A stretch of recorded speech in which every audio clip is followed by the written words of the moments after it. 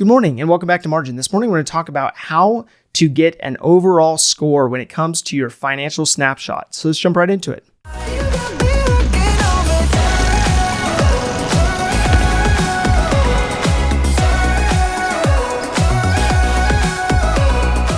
So now that you've gone through the process of looking at those 6 rows and 6 corresponding columns and figured out how you rated based on each of those categories, now you're probably wondering, what do I do with this information? So I wanted to jump into how to use that score to actually give you the ability of seeing into your financial picture and what aspects you should be most concerned on. So you may have areas that you rated low in, much like retirement, for example. You may have been insufficient in retirement because you haven't put away money for savings. Now, that may not be your biggest concern. You may be more concerned about having a rainy day fund, and that's okay.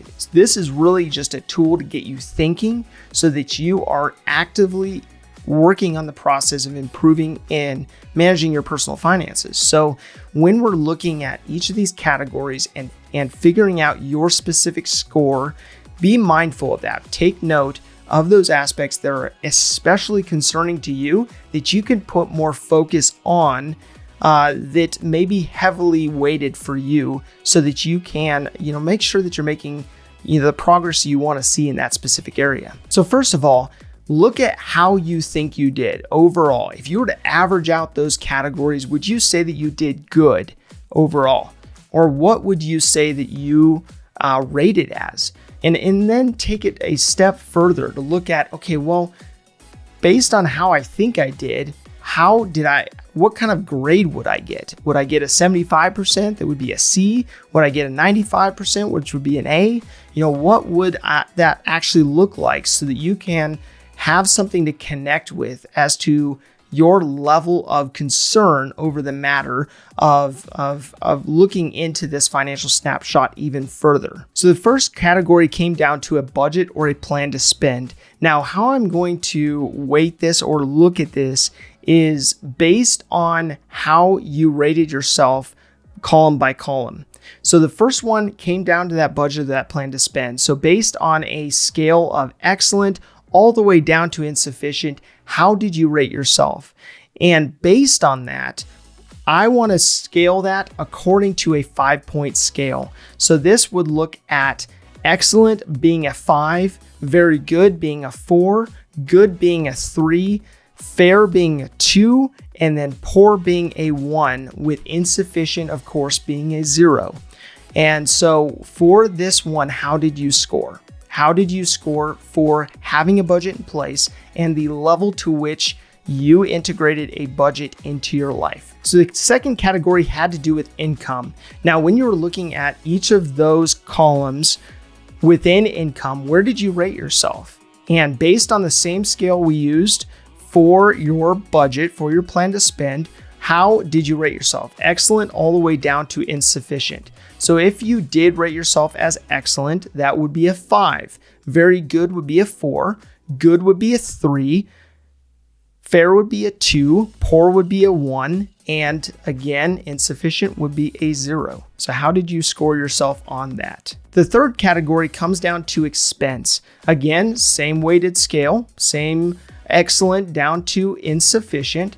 Same excellent scoring at a 5 and insufficient as a 0. How did you score yourself when it came to your expense? Now, the fourth category came down to savings. So based on the same weighted scale, excellent all the way down to insufficient, excellent being a 5, insufficient being a 0. How did you rate yourself and what number would you apply to that rating? So the next category had to do with saving. When it comes to savings, and you were to use that same scale, excellent down to insufficient, how would you rate yourself based on a 5-point scale? The fifth category having to do with giving. How would you rate yourself based on giving and based on that specific category? Excellent all the way down to insufficient, 5-point scale. How'd you do? And the sixth and final category had to do with retirement contribution. Based on the columns that you rated yourself on a 5-point scale, how did you do? So based on these 6 categories, add each of them up based on the numbering system. So make sure you have 6 numbers, add them all together and get a total. For example, an individual rated themselves based on this scoring matrix, based on this snapshot.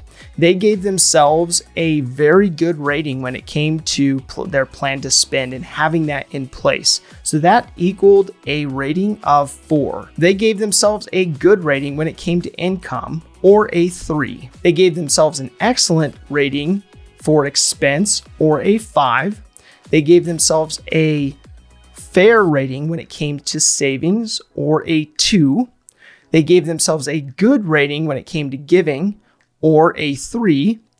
And finally, they gave themselves a very good rating when it came to retirement, and that was a 4. Now, this individual ended up with a 21-point total.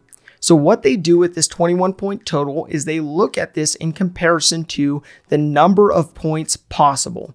Now, being that there was 6 categories in this financial snapshot, all equal to 5 points, they would basically take that 21-point total that they had divided by the 30 points possible, and that would equal 70%.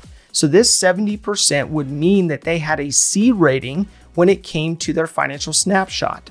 So this doesn't necessarily mean that that their snapshot is necessarily in dire straits per se, but this just means that this gives them an opportunity to look back at the areas that they rated lowest in, or those areas that mattered most to them, and figure out the next steps to improve in those areas. Now, going into this episode and this series, I basically outlined those episodes that would actually help you to go in and do a deep dive on each of these topics. So I would encourage you to look at those topics that you rated lowest in, or that you're most concerned in, and actually go through the process of doing a deep dive into that specific topic. So this is not an all-encompassing list. This is not widespread and covering all the bases. This covers the basics when it comes to your personal finances. So this is a good starting point to look at